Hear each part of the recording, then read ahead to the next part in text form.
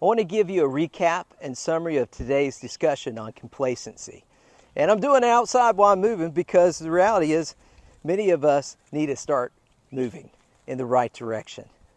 So I began the whole class today with the question of what advice would you give a friend if they said that their spouse had become complacent? And that they've been listening to God, both them and their spouse have been listening, and God's asking them to do something.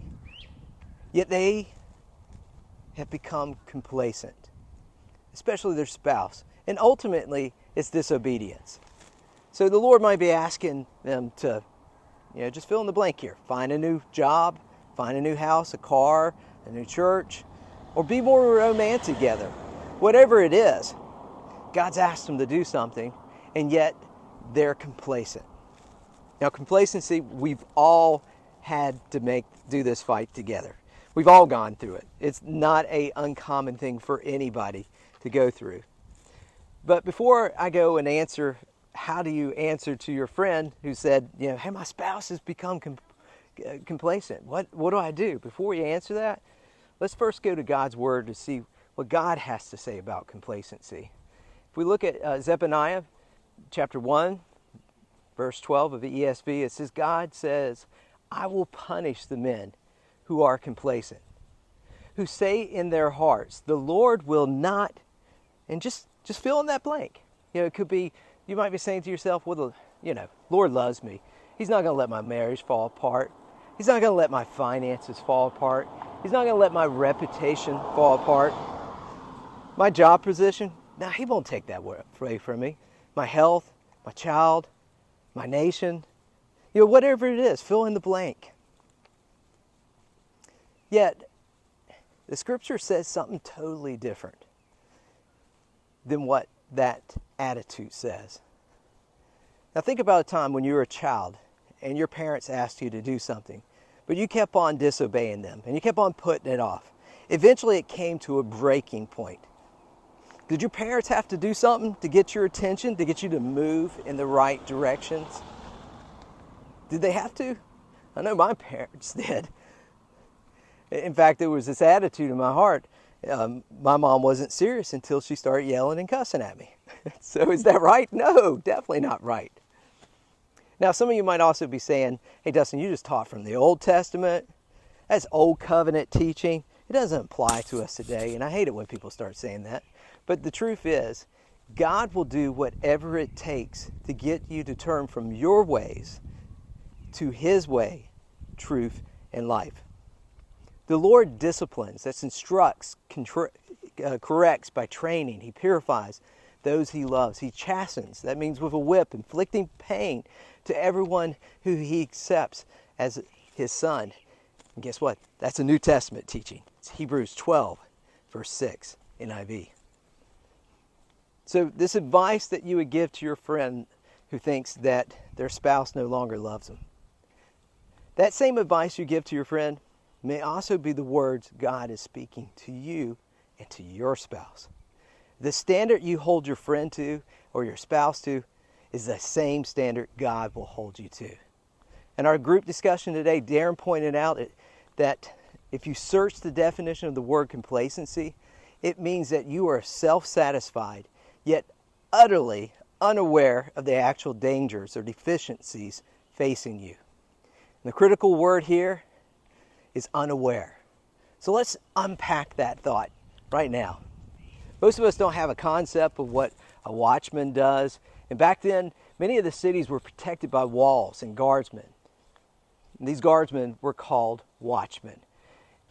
The city walls protected families within those walls, people within those walls. But those same walls blinded them to the coming dangers, such as invading armies. And it was up to these watchmen who were in these high towers along the city wall to warn the people to prepare for battle. And without their warning, these families would be unarmed and easily destroyed and enslaved by invading armies. As Christians who have the Holy Spirit living within us, we're all called to be watchmen because God's Spirit speaks within us. And each of us are watchmen to our own families. Now I took Ezekiel 3 and I pulled out the key words, and I want you to hear what it says, starting in verse 4. Go now and speak my words, unyielding, unafraid. Listen carefully and take to heart all the words I speak to you. So he speaks into your heart. I've made you a watchman.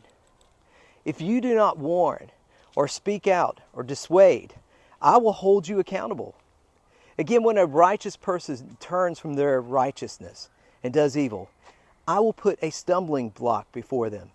Since you didn't warn them, I will hold you accountable. But if you do warn a righteous person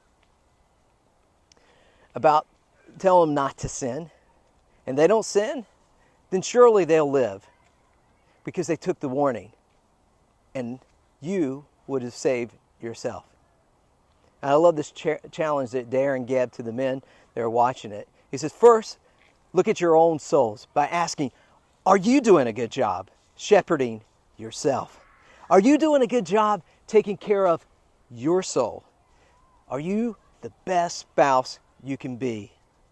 Are you a great king in your home? Are you protecting and providing for your family? Are you a good shepherd? Are you a good leader? Are you and your spouse a good team? Are you the watchman of your home? And I love the passion that flows out of him and the rest of those guys. It's an amazing group of men. Encourage you to watch the discussion if you have some more time. But there are three things that make a person an excellent watchman. It's godly knowledge, wisdom, and character. Knowledge, well, you can look to Joshua. Chapter 1, verse 8, NIV, it teaches us to obtain knowledge and maintain prosperity, requires us to keep the book of the law always on our lips, meditating on it day and night, so that we may be careful to do everything that's written in it. And then you will be prosperous and successful. It's a promise. If you do the things God has put in your heart. Doesn't mean life's always going to go good for you, but you will be successful. If you look at the book of wisdom, Proverbs, 11 out of the 31 chapters addresses the sin of complacency and laziness. Starting with the first chapter, verse 32, it says, the complacency, the ease, the prosperity of fools will destroy them. Proverbs, this book of great wisdom and God's word, will give you wisdom.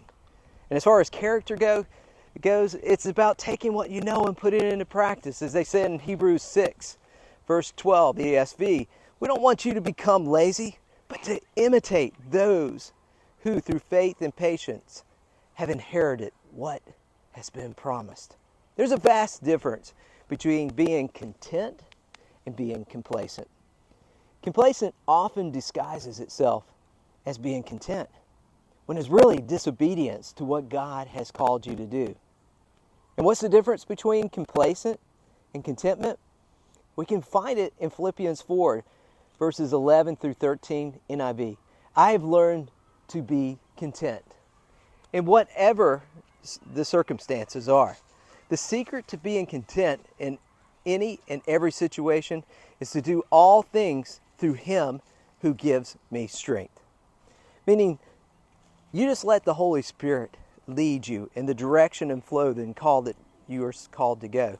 And that's contentment. I love it has the word strength tied to it. Contentment involves strength, while complacency involves being weak, lazy, feeling powerless to change. If you're feeling that way, that's probably complacency. Many times the frustration we feel towards our spouse is really a projection of our own frustrations and irritations that we have about ourselves and our own shortcomings. We blame our spouse, but it's really us who are sitting on the couch that should be taking our family's next steps that God has called us to do. And what I'm really doing is using my spouse as an excuse not to do what God's called me to do. It's one of the oldest excuses in the book. You can look, you see it in the 3rd chapter of the whole Bible. It's Genesis, verse 12. You see Adam saying, God is the woman you gave me. He blames his wife for his disobedience. So Dwight then steps in He has over 50 years of a marriage experience. Not over, almost 50 years. And he said, one of the things you got to do is realize that we're all still learning, growing, and maturing. Even him being married as long as he has. And at times, we're going to become complacent. That's just part of being human. But when there's complacency in the marriage, we must first seek and search the cause of it. Is it fear? Is it anxiety? Is it being unsure? Is it insecurity? Is it a belief that I can never satisfy my spouse? She's never going to be happy, or he's never going to be happy. Is that what the belief is? You got to look at your spouse with great respect and honor, and value the fact that your spouse's views of life is going to be different than yours. And she or he's going to process it differently than you. If you think that your mate has become complacent, then go to God and look how much he loves you, especially the times when you're unlovable. Then model that love to your spouse. You cannot fulfill all your spouse's needs. Only God can do that. However, you can accomplish the things that he's called you to do, like letting her know that you are for her and not against her, and that you want the best for her. You both need that kind of security. Do soul searching within yourself and approach her from the point of view that it's not her problem. Maybe it's your problem. But in all cases, it's our problem to work out together. Donald, then, he's one of the wise leaders of our group, said something like, when my spouse wasn't satisfied with me, and what I would seek the Holy Spirit to reveal if there was something I can do. But sometimes it was a personal issue that only God could change within her. Not every issue is about you. It may feel like it's your problem, but many times it's the challenges within ourselves. And sometimes the grass looks greener on the other side, as the old saying goes. But the reason possibly that their grass looks greener is because they're watering, fertilizing, and taking care of their grass. The difference isn't in the land, but in how the landowner cares for the land. You may think, well, if I get a different spouse, it's going to be better. But if you don't take care of what you already have, just like that landowner's property, it looks so great, but if you became the landowner of that property, it would look just as bad as yours. Because until you learn how to take care of what you have, you're always going to end up with what you've always had. And so many people out there, they want something more than what they have, not realizing and appreciating what God has already given them. And often, this is not a head issue. It's a heart issue. If I'm not satisfied where I'm at, that's one thing. But if I am satisfied where I am, but I'm not willing to meet my loved one's needs, then I must be honest with myself. For the condition of my family is a reflection of the condition of my heart. Has my heart become callous? Has my heart become uncaring? Has my heart become complacent? I'm satisfied. I don't know what their problem is. If that's your attitude, you got a problem, my friend. And be careful with your thoughts. In Matthew chapter 5, Jesus warns us that we can murder our spouse with our own heart. And you see that also in 1 John. You see it all throughout there, this warning about not loving your brother, hating your brother, how the danger it can do to destroy your relationship, not only with your spouse, but with other people that you love too.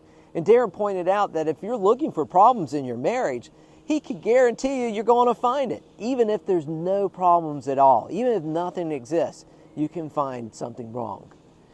Donald and Darren brought up this point that God's people were fed daily with manna for 40 years in the wilderness. And how awesome is that? They had bread from heaven. Yet after 40 years of eating this same manna, it lost its appeal. It lost its newness. And they became tired of eating the old stuff, and they started looking back and thinking they were better off in Egypt when they were in bondage. And we do that. We may not say Egypt, but we may say life was better when I was single. Life was better when our marriage was young. And I tell you, my friend, that's a dangerous place to be when you look back. If you've been married for 10 years, 20 years, 40 years, 50 years, that's incredible. That's amazing, especially knowing how selfish we are as humans. Do not, my friend, take the manna that God gives you for granted. Figure out how to appreciate the manna in your life. Think about what you can do to make your marriage taste just as good and awesome as it did initially. Look at the hopes and dreams that God has placed inside of you and your wife, your spouse. Use the WOOP strategy, W-O-O-P. It starts with wishes, outcome, obstacles, plan. So at the very beginning, we give the challenge. What if your friend says that their wife has become complacent? They both know she needs to get a new job. They both agree upon that, but nothing seems to ever be done. Well, psychiatrists and even Jesus teaches this WOOP type of strategy. You got to first start with the want, the wish, new job.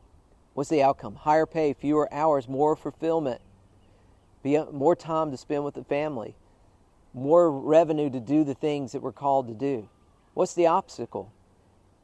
Your spouse is working 50, 60, 80 hours a week. There's no time for your spouse to look. Plus your spouse says, if we go into recession and I get a new job, I'll probably be the first one to be let go. So then we look at the plan. The plan is this: share with my spouse what I'm looking for. The spouse that's working like crazy needs to share with the other spouse that has more time. What am I looking for?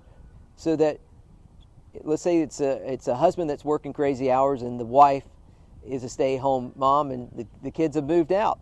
So really, she has all the free time in the world to help look for that job for him. Then he's got to communicate with her what he's looking for. And she's going to have to do the work to look for the job. If she wants to complain about him not having have a job, she wants to sit around complaining about all the things he's doing wrong because he's not pursuing finding another job, then she's the problem. And if she can't do it, they need to hire a headhunter. And what if we go into a recession? His current job could let him go. Anyways, there is somewhat of a teaching out there, it's called Who Moved My Cheese, is that we do need to always be open, willing, and available for God to move us or be forced to move. So constantly looking and not being complacent. Doesn't mean you're being disloyal. It means that you are doing what's right and doing what God has called you to do.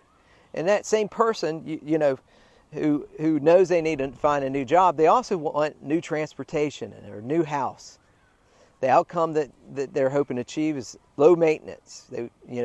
Relatively brand new car and house, so they can be like their other friends and feel like they're not falling behind.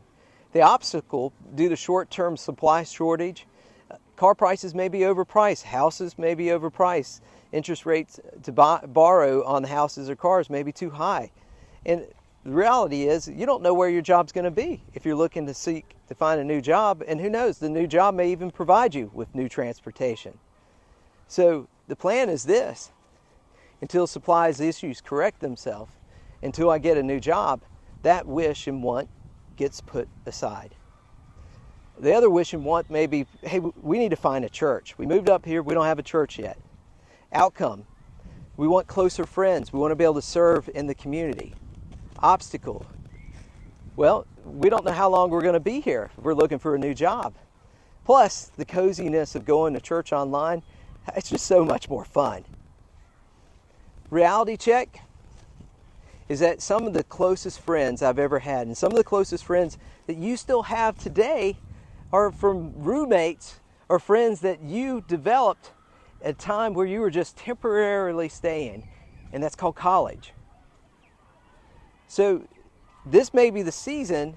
You may not be living that location for long, but God's called you to find the friends that you're called to invest in. You know, you may be in the dugout of life right now, and you're just sitting there, but you're bonding with the people around you, and it may be only sitting here for a temporary time period. So the plan is this: make a list of local churches that you'll be interested in visiting, and go commit once a week to try a different church, regardless of how you feel, regardless of the coziness of sitting on the couch watching it online, because church is not about just information. It's about transformation. It's about you making a difference in the lives of others. Now, another wish and want that I hear couples say a lot, and even on my own marriage, I like to see a little bit more with this, and that's more romantic. Being more romantic, being more physically connected. The outcome is that we want to be physically and emotionally connected together. The obstacle, most of the time, we're not in the mood. By the time nighttime comes, I'm ready to go to sleep. I'm exhausted. The plan is do whatever it takes to put both of you in the mood. It may be reading romantic movies, watching romantic movies, or listening to romantic stories. It may be lighting candles. It may be just the expectation that you both have set each night. We're going to do this. We're going to be committed to doing this to help waken up that spark within us. That's what Song of Solomon is all about, too. It's waking up and reminding ourselves what love, first love, looks like, and then going back to it and doing it.